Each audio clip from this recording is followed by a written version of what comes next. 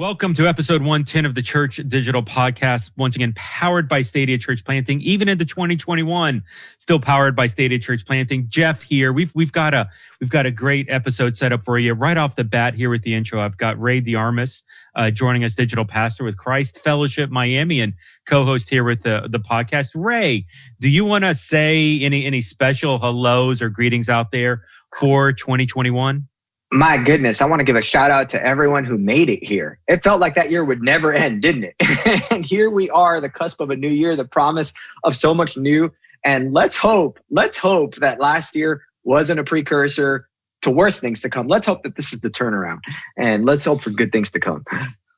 Yeah, it's no telling where we are in that pendulum shift. I know 2020 certainly had its ups and downs, obviously with COVID, with race, with politics, with the election. It's been a hard year, and we're looking forward to what God is bringing us here in the 2021 year. And before we pivot, before we shift wholly into 2021, we here at the Church Digital, we wanted to kind of look back and reflect on what 2020 was, especially in context of doing church online and online ministry. Because while COVID brought lots of economical turmoil, while it brought lots of pain, and we're seeing, record number of deaths almost daily across the country, what it did bring for the church is an opportunity to embrace this idea of doing church online, of churches Absolutely. Embracing digital strategy towards that. And so at some level, while it's been incredibly difficult, there's just been this opportunity for the church to pivot. And for people who are thinking this way and are comfortable embracing that idea of ministry, to be really successful in being the light, maybe in different methods, maybe in different processes. Maybe it looks different than it did in 2019, but it's possible for churches out there to really be that light, even heading into 2021. So Ray and I, we wanted to get together now through the Church Digital podcast. This is interesting, Ray. We're supposed to do an episode a week here of the Church Digital podcast. We come out every it hits YouTube Sunday night, and I think it hits the podcast Monday morning. And so last I checked, there's 52 weeks in a year, right? And so that's what it is. I actually went back and did the math. I say regularly I'm bad at math, so I used a calculator. We rolled out 66 episodes of the Church Digital podcast in 2020. So there was so much of a need in 2020 in that COVID season. There were weeks we were rolling out 2 or 3 podcasts a week towards that. And so publicly, I wanted to even thank Ray up off the bat, because I'm doing my thing with the Church Digital, and Ray's just has always been willing to step up to help, to jump on these episodes. And so Ray, publicly, dude, thanks for 2020. 66 episodes. It's been a crazy run. And so, man, thanks for doing what you've been doing. Thank you, Jeff. And let me ask, because this has been a fun journey for me. Let me ask, does that include launching beta and launching Cray, like some of the other stuff that we've done? Does that 66 include that? No, that's crazy. Awesome. That's a great question. Beta was complete. So, we probably did 10 episodes of beta, 2 episodes of Cray. We produced 75 episodes of probably long form content in 2020. So God bless Facebook. God bless Sony, who's the camera, and Blackmagic, who's running my switcher, and Apple, and all of these organizations and companies that create this stuff that allow us to do what we do. That's a great point there, Ray. And hey, while we're asking God to bless, hey, thank you, audience, for listening, paying attention, Absolutely. Watching. It's funny. Even at the end of 2020, 2019, we actually saw a dip at the end of right around Thanksgiving, heading into Christmas, a significant dip. And normally within church broadcasts and podcasts and things like that, as I've talked with others, there's normally a dip around the holidays, just as churches look more towards Christmas and don't really have that spare time to listen to podcasts. So I was anticipating a dip. Instead, the Christmas, as we were heading in it, we actually were at a spike. Wow. Some of our highest attendance, highest listened to episodes were right at the end of 2020. And so listenership is on the rise. And so all of you out there who are listening to this podcast, Thank you. It is a pleasure to serve you, and for Ray, we are definitely looking forward to serving you into 2021. If there's anything specific we can help you with, go ahead and text us 484-324-8724. That's number 4, the church, on your telephone alphabet, 484-324-8724.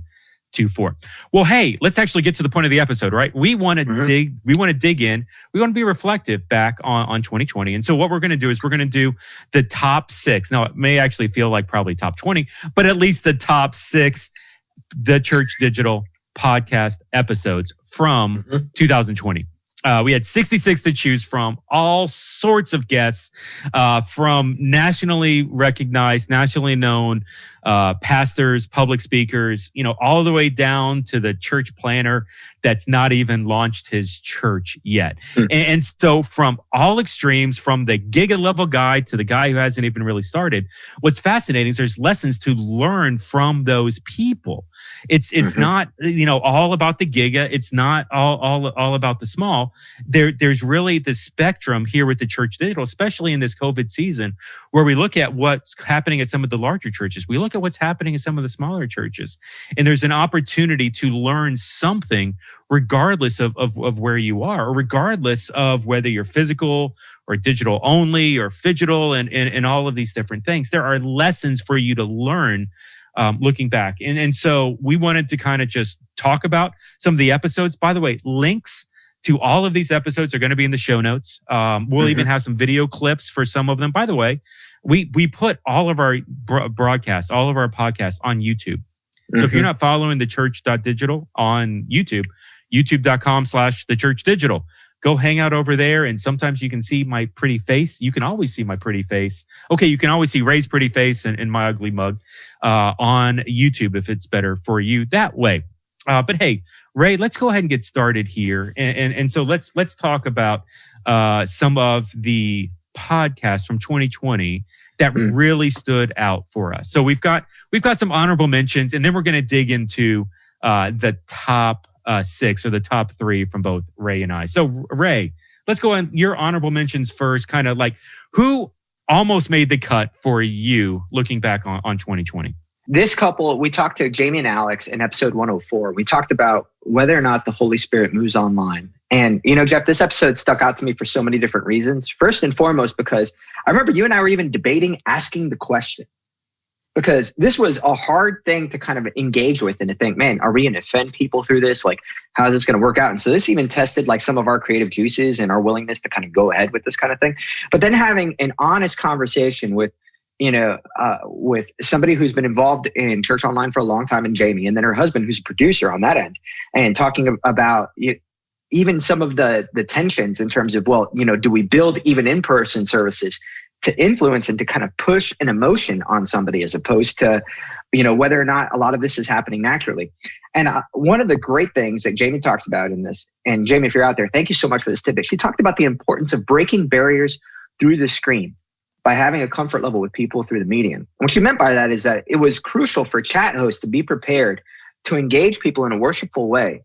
And she gave us the tangible example of this mother and son. The son was worshiping there in the living room, and the mother videotaped it or took video of it on her phone and sent it into them because the Spirit moved him in such a way right where he was in his very own home. That it was important for her to share that, hey, listen, the Spirit of God touched my child, my son, and it's important that you guys should know that. And it's funny because so often with Church Online, we get into the community aspect that we really forget that there is something spiritual happening at the root of all this. There is something deeply and profoundly spiritual happening at the root of Church Online. And so that episode really stood out to me. It was great. Really easy to overlook that things are happening spiritually utilizing online resources. Sometimes we get stuck in, and I'm guilty of this. I'll call myself out.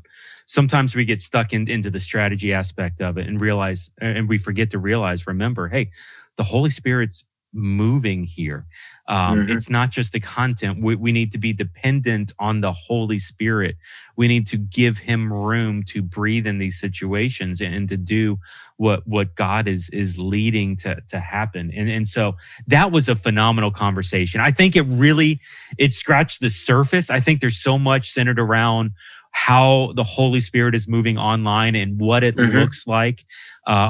I think that was the start, and I could imagine that would be a great topic for us maybe to revisit in 21 again. So Ray, what was another? Give me one more honorable mention. Maybe what was one other episode you were looking at? Well, I know you love this episode so much, and we'll find out why later on. But our conversation with Ed Stetzer was great for so many different reasons. Number one, for those of you who don't know, Ed is a certified hater. I love that guy. Like, he's just funny, and he loves to just have honest conversations with people and be funny in the midst of that conversation.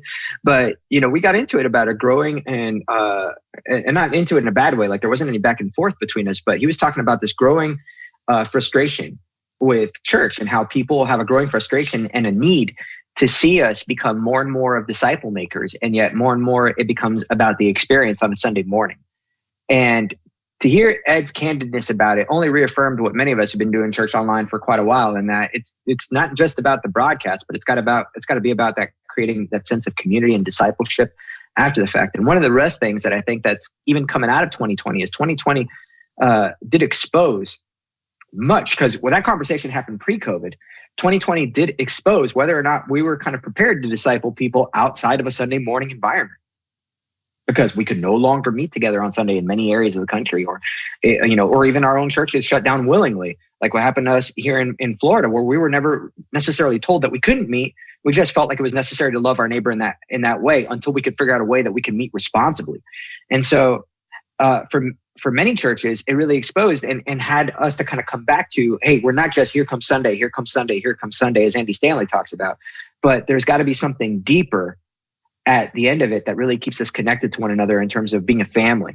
And so even Ed seeing that early on pre-COVID, it's funny, if you go back and listen to that pre-COVID conversation, he'll be like, oh man, did they see this coming? And in some ways, it's not that we saw it coming. It's that the problems and the tensions were always looming beneath the surface. COVID just revealed a lot of it. Yeah, that was early on. And we'll talk more about Ed in a little bit. But once again, confession hour here. This is always confession hour at the Church Digital Podcast. I don't think I knew what COVID was. I think the conversation with Ed was literally the first time that word was mentioned. My recollection was we recorded that late February in 2020. And I think it debuted early March 3rd, March 5th, the 10th, right before COVID hit. And I can remember doing the pre-conversation with Ed, and Ed's a friend. And Ed's like, hey, I really think we should talk about this COVID thing. Like if I were you, I would want to talk about this COVID thing. And I remember I was like sidebarring Ray via chat, on Zoom. And I'm like, I remember saying, I don't want to be like that early guy who freaks out. I hear what he's saying. Let's kind of stick to the other conversation. We had a really rich conversation with Ed. But and he even talked about it a little bit, what it could be, what it could look like. And who knew that we'd get there. Right. But anyway, we're going to get so much into Ed in a little bit. But the thing that I love is from that podcast, and it's not the clip we're going to play later, but it was this idea of, hey, Ed, for years, I, Jeff Reed, have heard you say, we, the church, need to change. We, the church, need to multiply. We, the church, need to adapt a different mindset for us to be effective in the future. You've said it for years. Everybody who ever hears you always says, yes, we do, but we never actually change. The church doesn't change. Ed, what is it going to take for the church to change? And I remember Ed's response on the podcast. You can hear it recorded. Jeff, I don't know if we do change. And what's fascinating to me, in the midst of this global pandemic, we, the church, have an opportunity to change, to do something different. And so hopefully in this season, church, you are not just trying to get back to the building. You are learning to thrive. You are learning to grow and even figure out how to multiply in this season. And there's so much wealth of knowledge. There's so much opportunity for us to be effective in doing ministry. And so that was it's going to be my favorite podcast later at the end of 2020. Shh, don't tell anybody. We'll get there in a little bit. All right. Hey, we spent way too much time on the honorable mentions. Let me roll through some. No, I'm so excited about what 2020 was. We had such a We had such a phenomenal guest list on here. Episode 49, we had Daniel M. talking about digital disciple making. Obviously author, Lifeway guy, former Lifeway guy. I think he's still attached somehow. Dan Ferguson, lead of Exponential Movement, was episode 79, talking about activating people physically and digitally. Jim Tomberlin talking about Unstuck Group, multi-site solutions.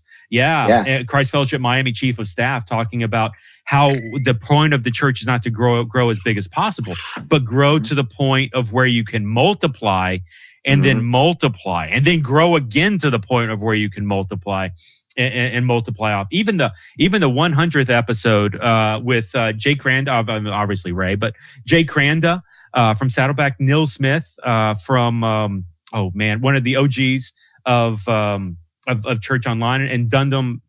I always want to confuse it with the off. Dunham and what's The Office? Because The Office is not where he works. Dunham and Miller, Dunham. Oh no, he doesn't work for Dunder Mifflin. He doesn't work for Dunder Mifflin. He doesn't work for Dunder Mifflin. Dunham Group. Okay, yeah. Group. Nils, I apologize, but I always trip over that because I always get you confused with The Office. Not that you, in any way, anyway, moving on.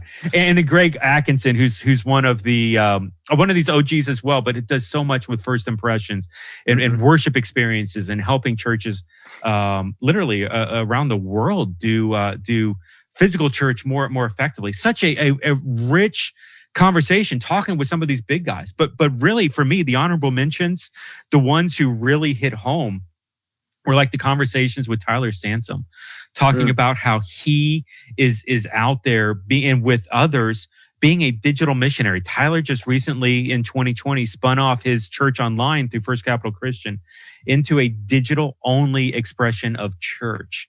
And so with that digital expression of church, he's now out there being a missionary, playing show tunes on YouTube and through playing, Hamilton covers. He's out there meeting people, engaging and sharing the love of Christ with them, and then getting them connected into a digital church. Just such what a crazy innovative concept, and it's working. He's literally using his social media influence to connect with others. Hey, Ray, just what were your thoughts kind of centered around that influence piece? With Tyler, and this is so interesting because, if you go back and you listen to these podcasts with him, because we've interviewed him more than once, you're going to be like, wow, this guy is a jack of all trades. Like he just does it all, But the reality of it is that he's just interested, he's interesting, but he's also interested in engaging people on multiple fronts. And then he leverages that to create community, and then he leverages that to create discipleship with them. And so I encourage you, go back, any episode that we do with Tyler Sansom, go check it out. Go for sure, check it out. Go pour back through the archive and see a lot of those. And I'm sure we'll do a lot more with him in the future as he continues to just kind of move forward and embrace what God is doing in his life through digital ministry. It's really, really powerful too. Yeah, he may be the most interviewed guest. There's a couple that may be close, but he's at least in the top 3 with that.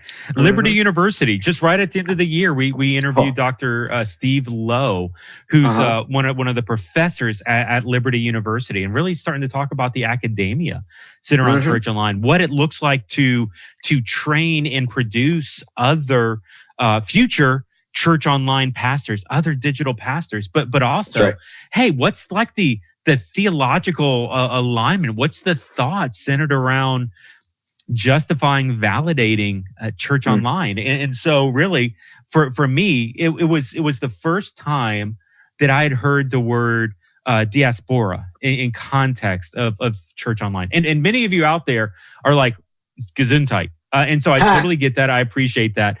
We're gonna bring a guest in a little bit. I was blown away recently having a conversation with somebody talking about how ecclesia is the gathering of dispersed people, but diaspora is really the scattering of those gathered people. And I really think that diaspora, in context of what it is, really can speak to where Church Online can operate and what Church Online could look like. So we're going to talk about that more in a little bit. Look for that coming in 2021. It's going to be an incredible. And my last honorable mention would be Rick Russo, lead pastor with Life Bridge Church, former lead pastor. He was there for maybe 20, 30 years. He's one of these guys. Now he's a retired pastor, and in his retirement, he leads the Spire Network. He is working with Glue. Like he's got 3, 4, 5, 47, side projects. And really he's the dream for me. Like when I retire from whatever it is that I do, I want to be the guy that's always mixing it up a little bit over here, a little bit over here, a little bit over here. And so that, but we really talked about this idea of church as platform. And so you can go to theChurch.digital/platform to kind of hear his story and kind of read some of the other assets towards that. But there's this really interesting model of church. And he talks about this where Airbnb, as an example, can do, has made more than the top 5 hotel chains combined. Now, Airbnb doesn't have any property. They don't have any buildings. They don't have any concierge crew. There's no front desk. Airbnb has done what they've done, not by providing a service, but by training others to provide a service. Training others to rent out their homes, to do things like this. And so Airbnb has been incredibly popular by platforming training. And so there's an interesting parallel of what it would look like if we applied that to the church. What if the church, we didn't create the services? We weren't directly responsible as much as we were equipping others, platforming what church can be, platforming the gospel, and now allowing others to effectively go out and reach. Our buildings, we said this pre-COVID, our buildings are effectively the lid. We knew that. We called that. And it came true. Now, here's an opportunity for us to move even beyond just our single broadcast and start to empower others to share the gospel within their influences. Watch what would happen if we got there. Ray, you were going to say something. What you got? Yeah, I look at what Judah Smith is doing over at Church Home and some of the, because there are folks who are really trying to explore and engage in some of this space. But the reality of it is that this takes us back to our roots. We think of it as innovative, but it takes us back to our roots, right? Because Paul essentially was just shipping letters around saying, hey, you guys, you got the franchise. Like you're all in, you're the church. Like you guys are fully equipped where you're at. Now, granted, he helped get them started, get them off the ground, but he couldn't be there in person, right? And so he continued to equip and leverage the technology of his time, which was letters, to equip people as best as he knew how, hoping and praying that it's all going to work out and relying on the power of the Spirit, that it's all going to work out. And not necessarily holding goals and metrics over them, like, hey, I expect you guys to grow to 1,000 and have this stuff or whatever else, but just, I expect you guys to grow in your love for one another. I expect you guys to grow in your love for the community. I expect you guys, to show the love of Christ where you're at and to live it out. It'd be way different if we kind of adopted that kind of lifestyle. And this is even speaking as somebody, who works for church still. And it's difficult to kind of shift from that mindset, because that means we have to kind of get beyond our own brand and think to, okay, what is it the Spirit wants us to do to engage our community through local expressions of church? And so it's challenging, it's tough, but maybe in 2021, we'll see more churches figure that out. Yeah. So for me, well said. 2021, I think, is the year for digital disciple making, where we really start to understand what it looks like. And I'm going to use words a lot like equip, what it looks like to equip someone else digitally to share the gospel, what it looks like to equip someone else through digital methods to empower them to expand, to multiply, to grow, to live out the Great Commission in their life. That's right. We have discovered how to create a service online in 2020. Thank you very much, Life Church, Resi, all of you, Facebook, YouTube, every company that worked overtime to help churches figure out how to do this whole church online service thing. Your service in 2020 was undeniably essential to help the church live. The church needs to take one more step. The church needs to learn not just how to do a service. The church needs to learn how to disciple, how to multiply, how to empower others to do something. And it's that equipping process. That's where we multiply. That's where revival happens. It's not digital, physical. It's what happens when we empower others. Because others, unfortunately, in this U.S. culture, call it the Western culture that we live in, other people have a more powerful voice. Individuals have a more powerful voice than you as an organization in an institution at this point. So empowering others to say these things is the win. And that is really the challenge of this church's platform. So if you're intrigued by what I've just said in this honorable mention that went on forever once again, Rick Russo, find the episode there. I want to say we did it sometime around September, and it's a big win for you guys towards that. So hey, Ray, let's drill in now that we did the honorable mentions and parked out on those because it's so good. Let's talk here about the top three. Let's call them the top six. Yeah. So. I'm going to be ego here. I'm going to say you go first with 6, and then I'll be, the last guy with 1. It's my show. We can just play that way. All right. It's our show. That was kind of possessive. Ray, I apologize. It's Jeff's show, but I'm glad to be part of it, man. All right. So here we go. Scott Mendenhall with One Wheel. Man, thank you so much for being on with us, first of all. But second of all, you really made a deep impact on me. And you made the statement, you talked about the difference between being a pastor online and being a follower of Jesus with a passion for something. And taking what's in your hand and leveraging that for the sake of the gospel. We kind of gotten some great conversations about subcultures. And if you're out there, and if you follow Jeff and I on Twitter, you probably know that we're definitely engaged in many geek subcultures. Earlier, and I know that some of you are hearing this in 2021, but earlier, yesterday was Disney Investor Day for us. And so we were talking about all the great things from Star Wars and Marvel that's coming out because we're so enthralled in that universe. But I never really thought about leveraging that to start conversations with people for Christ until Scott started having conversations with us about how One Wheel became a doorway for him on YouTube to have conversations with people about how much he loves One Wheel, but he also loves Jesus as well. And so I'm still not going to buy a One Wheel. I'm terrified of it. I'm not going to do it. But I love that Scott is taking something that he's passionate about and he's leveraging that online digitally as a doorway. So much so that his belief in his future for his church, and you'll hear him say this on the pod, is he believes that YouTube is going to help pay for their future church building if they ever get back to one. And so that's powerful right there. Yes, so true there. It's great conversation with Scott. Scott is kind of in that same mold with Tyler. And what's interesting is that Scott is a physical church pastor.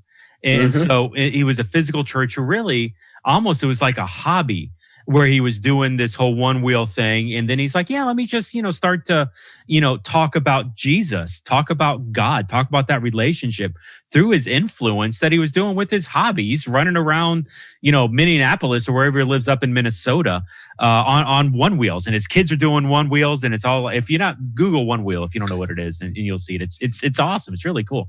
But what happened was the demand of the One Wheel and the impact of talking about Jesus through that One Wheel channel almost started to rival, if not overtake, what was happening in the physical church. And so really, really good stuff coming out of Scott Mendenhall, another former South Florida guy down here as well, down historically. And so super glad to have him listed. For me, number 5, I'm going to do a church discipline podcast. So we talked about what does church discipline look like within our context was digital church online, things like that. But I brought in call it a panel, 3 digital only church planners, and these people have been all over the podcast of 2020. DJ Soto's with VR Church, Angela Craig, who's with Pursuit Church Live, and Jay Earhart, who's with Love Clan. And so really, we do a lot of podcasts talking about digital only expressions of church. And of course, my title was Stadia. My job is actually planting and helping church planters plant digital only expressions of church without physical buildings. And there's a lot of criticism. There's a lot of, I don't want to use the word judging. I think that's too harsh, but there's a lot of misunderstanding of what a digital only expression of church is. And so this is really a very solid conversation with 3 digital church planters who have been doing it for years. I think collectively is probably 10 or 11 years worth of church experience split between lead pastoring a digital church experience within those 3 people. And so what are the wins? What are the challenges? How do you handle things like disciplining someone through a digital church, like discipline to the point of how do you build that relationship to the level of where you can have that hard conversation. Not discipline like slap you on the wrist, but let me have a solid relationship with you where I can share pastoring something with you in the love of Christ. So some phenomenal conversations centered around that. Hey, Ray, what are you thinking? What was your number 4? Number 4 for me, it's definitely Dave Adamson and having the conversation about YouTube, the 10 commandments of YouTube. And mind you, if you're listening to us on the pod, please go subscribe to us on the YouTube channel. It's not necessarily a plug for that, but it's also because YouTube matters. You got to recognize that. And YouTube matters for your church. YouTube matters for wherever you're at. It's the largest search engine in the world at this point. And Dave Adamson gives a great breakdown of how your church can get involved. But one of the things that he does specifically within that, and I love this so much, is he talked about what the difference is between YouTube and a cable broadcast news channel. And he talked about the ability to create community, and even gives you the how-tos on how to do that and how to engage in conversation based on the videos that you're watching, so that you, the creator, can engage, the creator of the videos can engage with your audience and really can help build and form a community within that. So there's some overlap there between Scott and Dave Adamson in that both of them are leveraging YouTube. But the big one here is that they're doing it to engage in community. And David gives you some practical how-tos on how to arrive there. It's a powerful thing. And so I want to encourage you, go back, take a listen to all 10 commandments, but specifically learn how to create community using YouTube. Awesome. Yeah, Dave, every time I hear Dave speak on YouTube, I'm realizing something new. Like if you're trying to figure out where the best untapped resource for you to connect with people digitally, I guarantee you're not even doing 100th of what YouTube can do. If the only thing that you are doing is streaming services online and you're like, hey, I got YouTube covered, you haven't even started. You're like in preschool of YouTube. And so dig in, listen to the podcast that he's referencing here, the top 10 commandments of church YouTube. So good. Dave's got other things. There's a Facebook group that's centered around church and YouTube. It's funny. He used to be North Point staff and in 2020 actually transitioned. He is working with Orange now in Australia. So he tweets at odd hours if you follow him on social media. If you're up at 2:00 in the morning, you can go ahead and respond. He'll probably hit you back in real time. I have no idea what that's like. I'm not speaking out of direct experience there. But he definitely was a great follow for that. For me, number 3 was a conversation. Well, actually, it was a conversation I wasn't a part of. The guests were so enthralled and we're so able to run this thing. I don't think I said 5 words the entire podcast. I'm talking about Matt Welty and Jason Morris in their conversation centered around digital first. So this was back probably May or June, July 2020, right as we were trying to figure out how to get back to the building, what that looked like in 2020. And so I'm just going to be honest. Matt and Jason, I would consider probably 2 of the smartest people in context of this whole digital church online, church technology circle. And so through side conversations with each of them around that time, what their respective churches are doing, Matt with Crossroads and Jason with Westside Family, I was like, dude, if we got the 2 of these guys together and actually just let them like bounce off each other, it's going to be phenomenal. And so scheduled this conversation, and Ray, as I recall, it's like a Friday or it was a Saturday morning. And it was funny. Ray was on there as well. And Ray was texting me. I remember this clearly right before the show starting. Hey, what are we going to do? Like, what's the outline? What's the plan? And I just remember telling him, hey, Ray, we're going to let them start talking and then we're just going to sit back and watch. And sure enough, like in true fashion, Ray stepped in. Ray tried to jump in, but these guys were at a whole other level.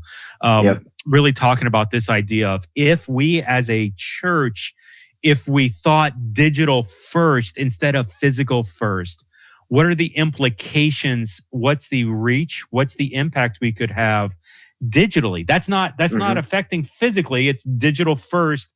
Routing it and covering physical instead of physical first, which is then shifting over to digital. And what's fascinating is that in 2021, and I can't say anything publicly, but I can tell you that you're going to see several churches here in early 2021 that are going global churches, larger churches, giga church level churches that are going to make obvious steps towards a digital first strategy. This is not just hypothetical. This is not, oh, you guys are talking crazy. Maybe we are talking crazy, but there are churches that are going to very quickly come out with a digital first strategy that is going to blow the minds of the church in general here in America. So watch out. Ray, what are you thinking? Well, before we move on, you're gonna be hard pressed to find somebody who's more passionate in general than Jason Morris. So definitely go back and revisit that episode, and then especially about digital church. But what Jeff is saying is so true. And so if you're out there and you're still on the fence as far as whether or not this digital thing was a fad for 2020, and you're still trying to run back to February of this year, let me just encourage you: don't take this as correction. Take this as encouragement to pray through and think through that decision, because many folks are still not going to be ready to come back to physical church, even in 2021. That's going to be the case. Yes, there will be a vaccine. Yes, there will be other things, but some folks are still going to be cautious, especially those who are vulnerable. And so as pastors, as church leaders, it's not our job to call them chickens. It's not our job not to say, well, we need to go ahead and just cut our online services because we want everybody back in the room. No, we have to determine how we are going to reach people in our area. And so go back, take a look at what it means to be digital first, and start pursuing some of those things, or at least asking the questions that will take you in the right direction. So I guess my number one and number two for this podcast is our interview with Patrick Holden. And Patrick, we talk about being digital first. Patrick is a church planner that was supposed to launch physically in 2020 and could not. Isn't that amazing? And so he decided, and his team decided, you know what, we're going to launch a digital expression of church. So then not only did Patrick Holden launch a digital expression of church alongside his team with Nouveau Church, but they did it so well that it blew everything I had seen out of the water. So you need to go check out Nouveau Church. You need to go check out this interview with Patrick Holden and see what it is that they've been doing, both with content creation, but also how that content leads towards community, because Patrick is for sure embracing the whole story brand. He and his team are embracing the wireframe concept in terms of driving funnels to get people into community and then move them through the process of their church. But this was one of the biggest things that stuck out for me. Patrick is trying to engage the unchurched online. And one of the ways that he's doing that is he's inviting unchurched, non-Christian people to co-write and critique parts of his message before he delivers it. Now, they don't get to change the theology. They don't get to change the overall message. But he invites them to talk through and to think through how he words things and how he addresses them so that he can reach an unbelieving crowd digitally. Now, here's why this impacted me so big, Jeff. And just to be honest with you, there are times where even as digital pastor, I've opened the broadcast saying, hey, church family, hey, Christ Fellowship, talking to our people instead of talking to the new people that could be addressing us or anybody new that's coming up. And my bad. Here it is, Patrick, as the lead pastor of his congregation, was thinking of the people who are going to be seeing this for the first time. They don't yet know Christ. And he's talking to them personally. So go back and listen to Patrick Holden. Just a powerful, powerful episode of our podcast. Yeah, so good, Patrick. Patrick's a friend, and I love seeing how Nouveau is growing, is changing, how they've been able to pivot into the digital space. And Patrick's a solid guy. I want to go ahead and play the clip here where he's talking about it. I've never heard anyone say this. And I've been a guy who's produced tens of thousands of church services. And I've never had anybody say, a lead pastor, a lead communicator say, hey, yeah, I bring people in from the outside, unsaved people, to kind of speak into it. Listen to this clip. Phenomenal stuff here. Played courtesy of YouTube. Here y'all go. People in Columbus, we're saying, you're on the launch team, invite as many people as you can and help coach me. So we have the wide net. But I would also say to every communicator, right, especially in 2020, right, especially in 2020, you need people who you can put on a text thread, who can look at a Google Doc, who are not Christians, who are agnostics, who are different race than you are. You need women around you who can speak into this. And so I have subgroups that I'll text out to the content. So I'd say we did one on racial tensions a couple months back, and it was probably a good 30 or 40 people that were speaking into that pretty deeply. They had my notes and they were saying, I wouldn't say it this way, and or we looked at this resource. So So there's a strategy component to saying, we know that if we invite people from Columbus to be a part, I'm going to be better and they're going to be interested. And then as a communicator, I also need perspective of people on a consistent basis that are willing to look at me and go, that ain't it. So Patrick, man, and honestly, Patrick's probably listening to this. I know he engages regularly. Man, great job doing what you're doing at Nuvo. Your transparency and openness of how you're developing that church, even from the ground floor, creating that culture of listening and responding to the needs and the directions of the people. Not changing theology to the point of what Ray's saying, but shifting that so that it's more palatable, so that it's people can listen and understand it. Well done, sir, on that. So that was number 2. Ray's number 1. I'm being once again egotistical because whatever. So for me, number 1 here, and I teased it earlier. We've already kind of talked about it. It's a conversation that we had way back in March with Ed Stetzer. Now, Ed is a friend of Ray's and mine over the years. I think I first produced him teaching at Christ Fellowship Miami, probably back in 2010 or 2011. He was a regular communicator over the years, and just one of these guys that has been influential in my life, if only from afar. He never actually lived in the same city, but would bump heads against him or bumped heads with him or had solid conversations with him. And Ed's outspoken on the things that he's passionate about. If you follow him, and I'm outspoken and passionate about the things that I'm passionate about. And Ed even kind of alludes into this conversation a little bit in this clip of hey, he's looking at the world differently. Ray mentioned earlier in the podcast that he's a little bit of a hater. Ed in this clip even talks about how he doesn't want to be perceived as a hater. It's an awesome line right off the get-go with it. But Ed in 2020 was really as a leader of churches, as a person who church is looking forward to. Ed was very quick in the COVID season to shift people to help churches figure out how to get online. But the challenge of Ed, and I've had this conversation with him enough to know, he wants to look at it in the short term as a solution, but there's pause for him towards long-term challenges. He's looking at things like broadcasting services. And if we keep broadcasting services, people are going to want to stop going to the actual building to be part of the community that's there.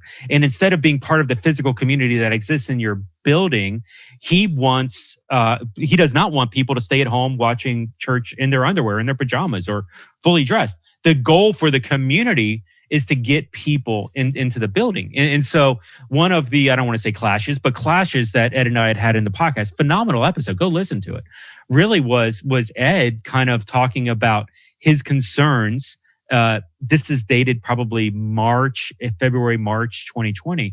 His concerns for the future of the church, even as COVID was kind of looming, as COVID was starting to come across the Pacific from, China, whatever, coming towards America. So with that context here, let me go ahead and play this Ed Stetzer clip, and we'll go from there. Everything's a great new idea in Outreach Magazine, and everything's a great new idea at Exponential, and everything's a great. And what I would say is, I'm not sitting around saying, well, let me tell you, I'm up on the balcony of the Muppets and I got some thoughts I want to say. But what I do want people to hear is there are unintended side effects. And if online church moves people out of community, then it's not helping. It's actually hurting. Do we have a lot of evidence that's done that? No. Would I, for example, a mutual friend of ours did the first online baptism. And would I encourage widespread online baptisms? No, I want people to get together in their community. Now, you could say, if I were your shoes, I would say that, the people literally watched the baptism. The first online baptism was, I believe, in Pensacola, and it broadcast from South Florida. It was one person at a home, but they broadcast it in front of the church. So it is certainly the public profession. But I just want people to the degree they can, to work against sometimes the trends and to say, we want personal community as much as we can have it. And then online church becomes a tool that even enhances that and, provides for times we can't be together and more. So how far apart are we, Jeff Reed? I would look at I would look at online community. I would look at church online. So and I would say that if an attender is only exhibiting their Christian traits, if they're only exuding the fruits of the Spirit in the virtual relationship they have, and that is not getting into the physical world, then they're a consumer. They are the same type of person that's sitting that 1 hour on Sunday in the building and not living on personal mission for Christ throughout the week. And so that's the philosophy, and we talk a lot about it in church online circles about the online to offline, where the gospel that we learn in the online world virtually affects our offline, our physical world relationships. And so the challenge of church online is not to broadcast the services and be a replacement for a physical church. I would suggest that the challenge really of church online is to distribute discipleship and empower people to be the church where they are physically and to start to exude some of those things in a physical realm. The problem is that the vision of what church online can be is lost at the same level, and forgive me for overstating, but where the average church today doesn't understand a lot of the things that we talked about. They don't understand your 3 C's. They don't understand multiplication. What they understand is we got to get as many people in here on Sunday because we're defining the success of our church off the butts and the seats and the nickels and the noses, and not off of, Ed, it's one of my favorite things you said today, this idea of a successfulness of a church is its ability to have people multiply themselves. And so that actually is the exact same line that I would look at with church online. The problem is that the average church in America doesn't have that vision, much less for church online. They don't even have it for themselves. Right. And so there's an opportunity. The more that I talk about church online, the more that I just end up talking about church, because the culture that's being propagated out of the church, well, church online is just a mirror of it. It's a force magnifier towards that. And so we have an opportunity, I think, to change culture that not only is going to help the church online, but it's going to help the physical church as well. I don't think there's a lot of daylight between us. Because what I would say is if I were to be having a conversation with Joe church member or, Joe pastor, whatever, what I would say is what Jeff Reed's talking about, you need all in, all on, all over your church, because that's where people are. And that's the means of communication they're needing.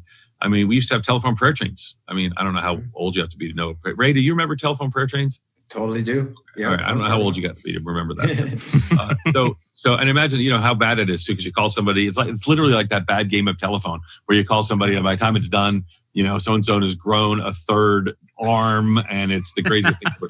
Yeah. Everyone has cancer. That's right. Exactly. So I think so count Ed Stetzer among the people who say what Jeff Reed's talking about is right, important, and as you described it there, just fits very similar, right? So I'm far more pro, but in everything, I'd like to acknowledge that the breathless embrace of every new idea doesn't always think through what could be the negative consequences of it. And I think I started saying that during the seeker movement in the 90s. So I'm taking it as a win. Publicly, I got Ed Stetzer to say, hey, Jeff was right. Hey, church, you need to get all in on that. And the shift here is this idea of not doing just the broadcast that's taking away from the church, but it's creating community within digital space that complements what's happening in your physical buildings. The key is community digitally. It's creating those engagement points that routes into an engagement pathway, some sort of a discipleship process. It's moving your discipleship just from physical space to digital space, or at least being very clear to funnel people in digitally into your physical. It's better to do it digitally, but if you really don't want to do it, at least have clear pathways to allow digital people to start to engage in that physical space. And so that's the key for validating where we are. And lots of churches are struggling in this season, in 2020, heading into 2021. What's coming up? Do we get back to the building? I had a church tell me from California, Yeah, it was California. They're at 15%. Because of the end of the year spikes, 15% of their pre-COVID attendance is attending physically. And so the numbers are declining as COVID issues get stronger coming out of 2020 into 2021. And so the ability for us to acknowledge that we need to create our disciple-making process digitally, that we need to create community, and through that community, create these disciple makers. That's what's going to separate. And that really addresses the challenge that Ed was sharing. It's not so much about just doing the broadcast of the service, but it really gets down to that community aspect, right? What are you thinking off of this? One of the things I loved about that particular podcast that we didn't even discuss yet is talking about how digital can be the third place. You remember that conversation? How we talked about how Starbucks was trying to get like a monopoly on being the third place, like work's one place, home's another place. And then Starbucks wanted to be that way to get away from folks. And so we were talking about, well, why isn't church that place anymore? Because it used to be that way. Like where once upon a time, we planned people's entire recreational calendars in a given week. Where it was like Monday was this, and Wednesday night service, and Tuesday night Royal Ambassadors, or Thursday night this, and then Friday night youth group, et cetera, and then pretty much it's back to Sunday. And so it came a point where churches used to kind of be that, and then we backed off of it in a good way because we realized, oh, wait a minute, we're taking up so much of folks' lives, they don't have room for anything else. But then recognizing still the need for a third place in terms of discipleship, because we saw Sunday morning teaching has become more for engaging the non-believer and as like a place to invite people to. Then we've got small groups, but then in small groups, we couldn't necessarily do some of the training that we had done in times past of Sunday school. And so we talked about the need for a third spot and talked about how digital could be that third spot where we train and equip people. And my hope, because some churches kind of figured that out in 2020, I'm hoping that a lot more of our churches figure that out in 2021 of how we can continue to engage our people and train them for some of the purposes that we were just talking about in terms of taking this movement and running for it and allowing digital to be that space. Well said right there. Thank you, Ray, for that. Hey, I just publicly, I want to thank Ed. I want to thank all 66 guests. Man, I could sit here and rattle off all the names of all of them. We'd be here all day. You guys would stop listening. So, hey, for everybody that helped churches in 2020 learn how to pivot more towards digital, for all of you out there who are listening to this and trying to adjust towards something new. Thank you for listening. Remember, 2021, I really do believe this. It's the year of understanding digital disciple making. It's the year of the third thing that Ray just alluded to. It's the year of let's move beyond broadcasting services. Pre-COVID, 10% of churches probably were broadcasting services. During COVID, 60-70% were broadcasting. Hundreds of thousands of churches shifted overnight towards it. But the rest of it, groups, maybe some were doing it, some weren't. Here's an interesting stat. We're going to close with this because I think this right here, this stat coming out of Barna Evangelism, I think this encompasses everything of 2020 and 2021. This very much speaks to us. Here's what I know coming out of this Barna report that was released December 2020. Barna partnered with Alpha. And this is very key. The report was called Digital Church, Digital Evangelism. This is so true. This is so key. This validates everything that we say here at the podcast and through theChurch.digital. So they interviewed non-Christians. Here's what we know. 70% of non-Christians, they don't care about your church service. We have said that through the COVID season. We've said that through 2020. Hey, church, if you're really trying to connect with ones, if you're trying to connect with people who are cold to Christ, your online church service isn't effective. And we're learning that 70% of people are of non-Christians, 70% of non-Christians interviewed were not interested in your church service. Of the non-Christians interviewed, if they have spiritual questions, 40% of those interviewed are going to go talk to a friend, a spiritual friend, somebody who may have answers. So there's an equipping part of us where we need to get others ready to say it. 40% of non-Christians, if they have spiritual questions, are going to talk to a spiritual friend, someone who may have answers. The other 40%, another 40% of those interviewed, before they go talk to the spiritual friend, they're going to go to the search engines. They're going to go to Google. They're going to go to YouTube.